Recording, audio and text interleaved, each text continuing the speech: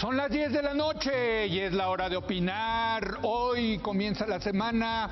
Como todos los lunes tendremos nuestra tradicional mesa de debate con Héctor Aguilar Camín, Javier Tello y en esta ocasión Rafael Pérez Gay. Hoy, a lo largo de todo el programa, vamos a analizar el tema del Mundial de Fútbol y su posible repercusión en el proceso electoral. Vamos a hacer una analogía entre el desempeño de nuestra selección mexicana, el sistema político y el país. Así que quédese aquí, en Foro TV, que ya comenzó la hora de opinar.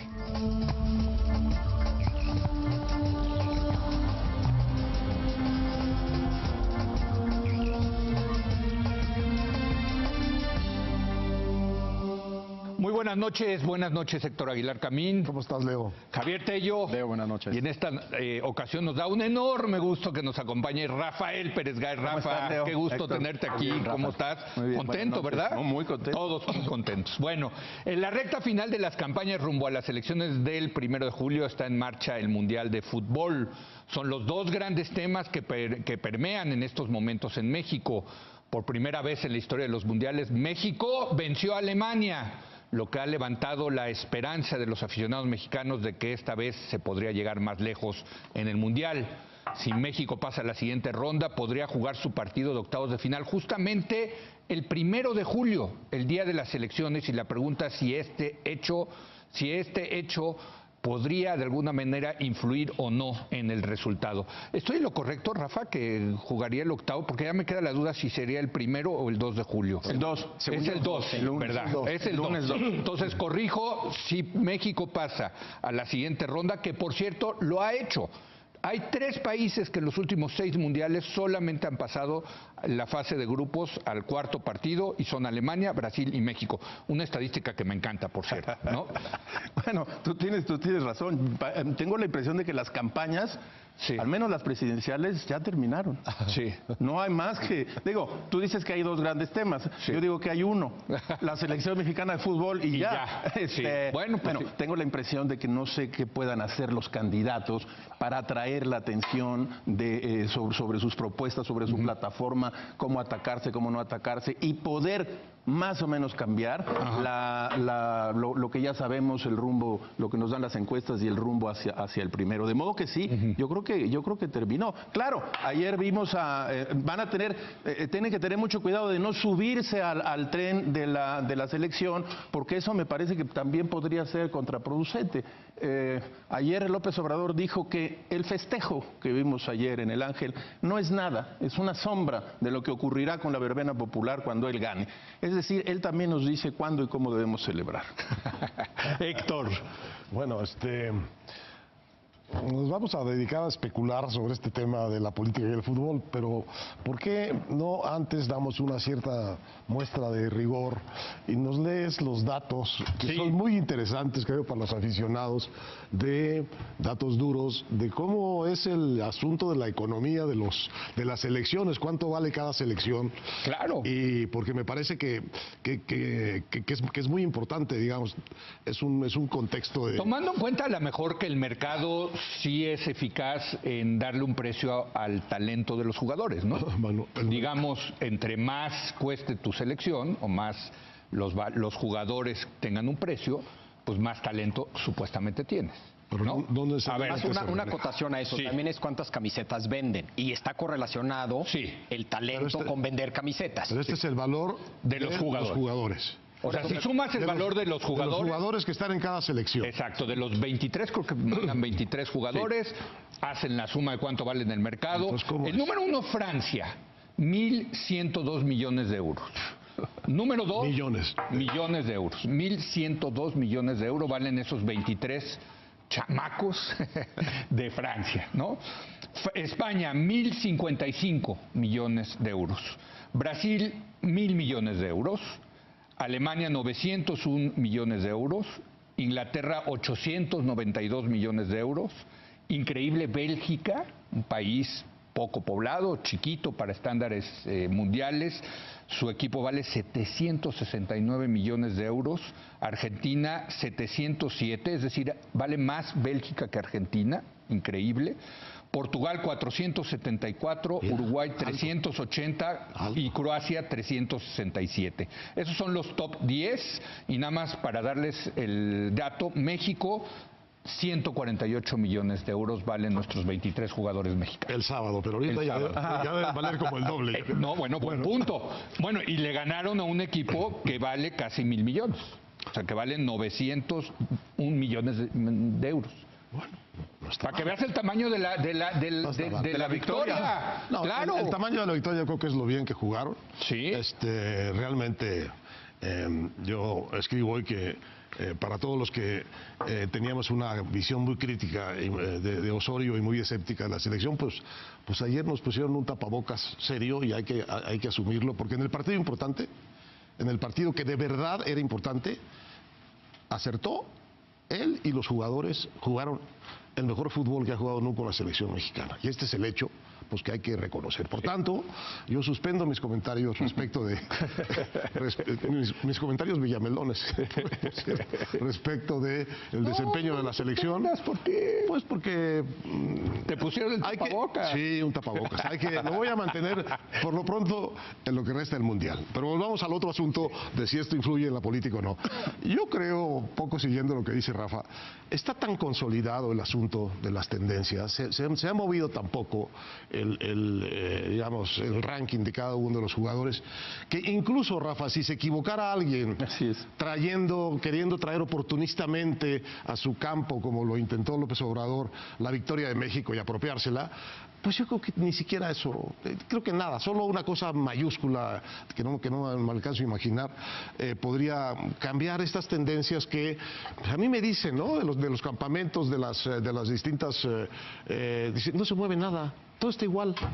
Hace 2 semanas, después del debate se iba a mover, no se movió, no se mueve nada. Sigue subiendo López Obrador. Ya se estabilizó un poco. Lleva diciendo ya se estabilizó. No llevo diciendo eso, A ver, puede haber, yo creo que al final puede haber un voto oculto todavía a favor de López Obrador. Eso es lo que yo creo.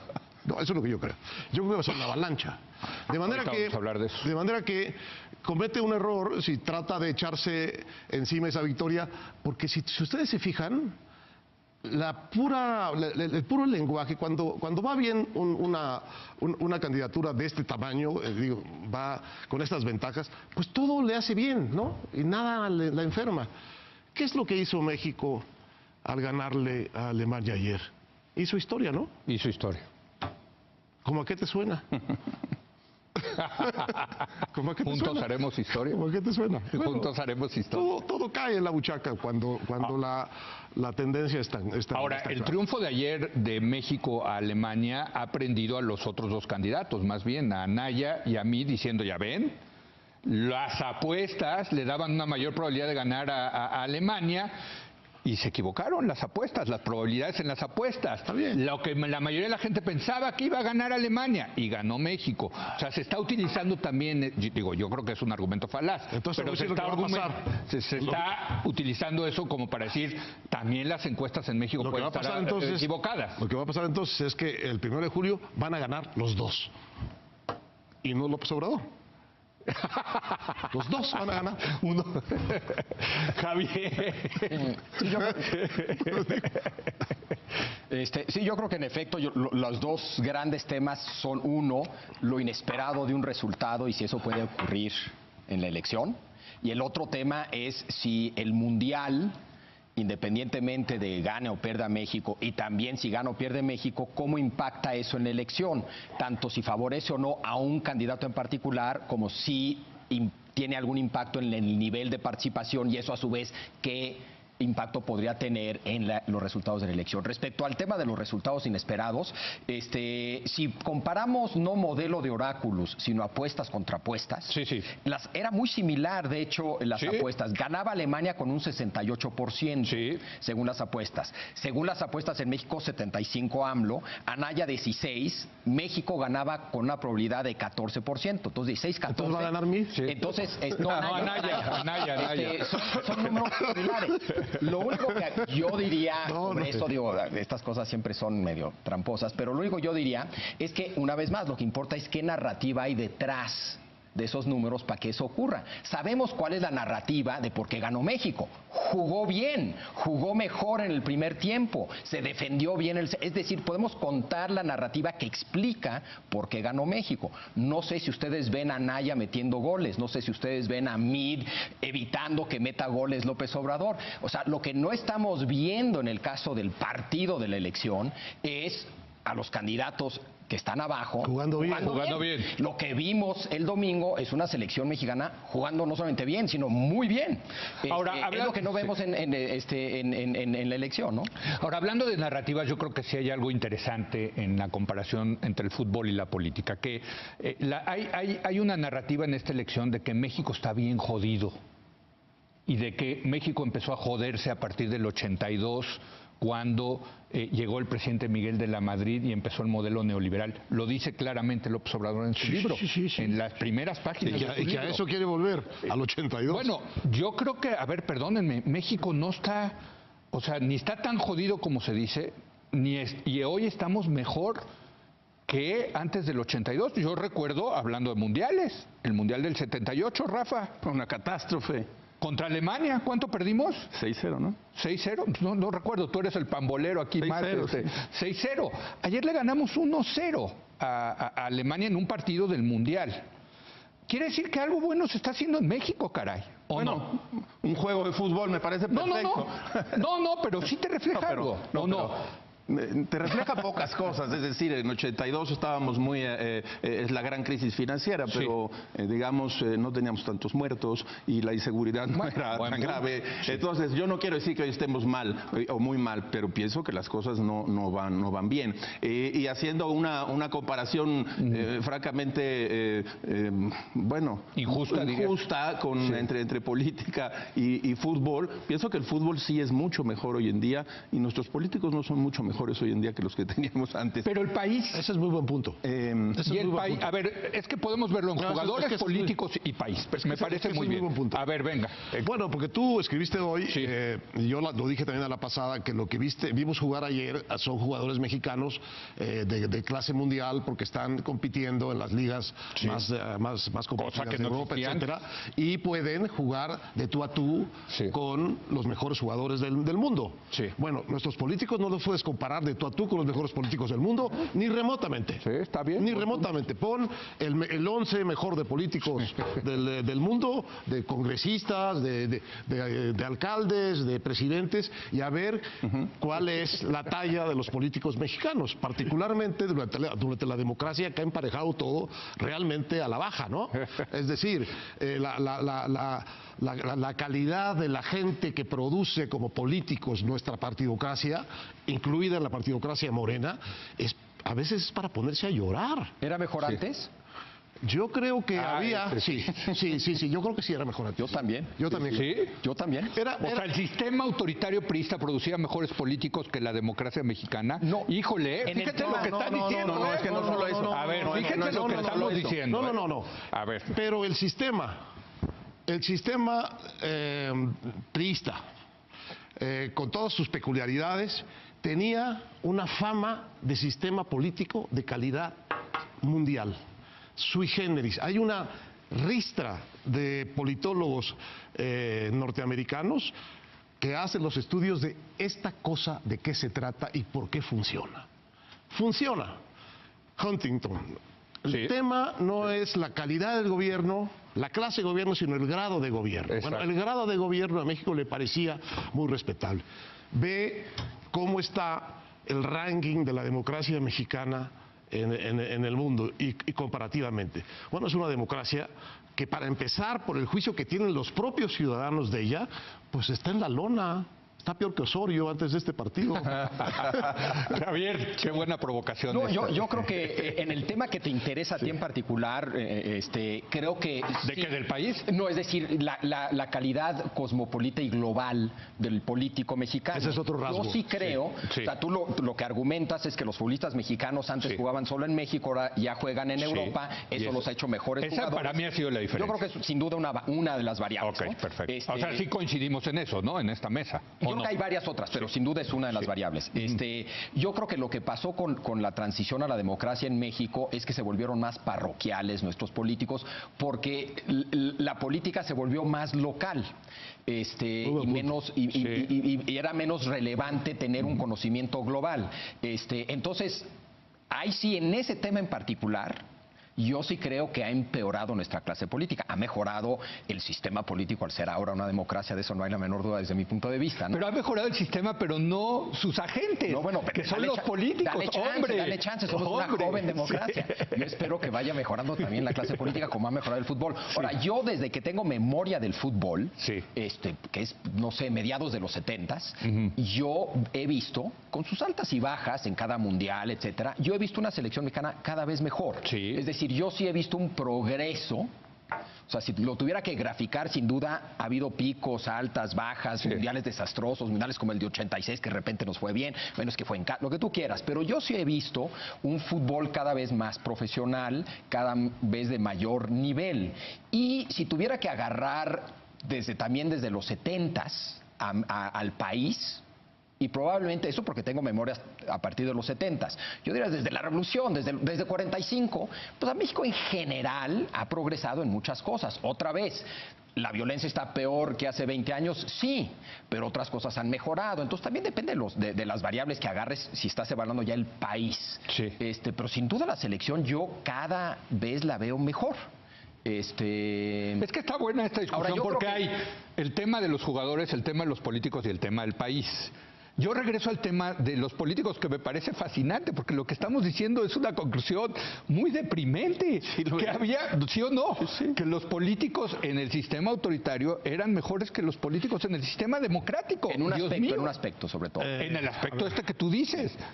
No, es que a juzgar por lo que vemos, bueno, desde hace tiempo sabemos que nuestra clase política está desfondada. ¿Qué quiere decir eso? Que tiene baja capacidad de análisis, que tiene baja capacidad de reacción, que tiene baja capacidad y recursos para reaccionar ante distintas cosas y sobre todo para proponer. Con un problema serio, muy serio, que es un problema de lenguaje. Vi como ahora está el 82, ve un discurso de López Portillo y ve cómo lo armaba y ve lo que decía. Es realmente impresionante comparado con lo que tenemos hoy en día, cuyo lenguaje es de una orfandad conceptual realmente vergonzosa. Eso es, bueno, y ese es un rasgo muy importante, porque el lenguaje sabemos que es más o menos el instrumento fundamental para llegar a la acción antes que cualquier otra cosa. De modo que sí creo que hay una muy baja calidad de nuestros políticos, y no que antes fueran mejores, y no pienso que los priistas eran mejores, siento que había un entramado conceptual alrededor de un asunto que se resolvía con mucha más calidad.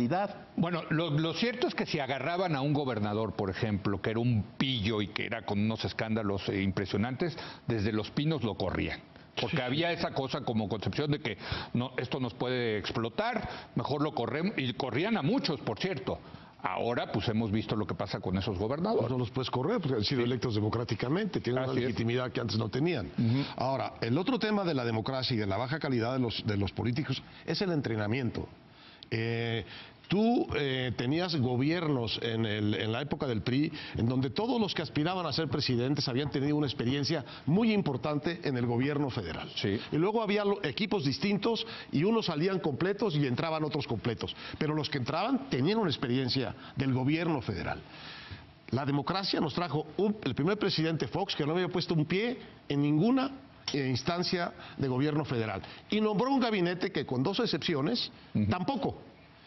El segundo presidente de la democracia, Calderón, tampoco había puesto un pie, salvo por un momento, la Secretaría de Energía en el gobierno federal.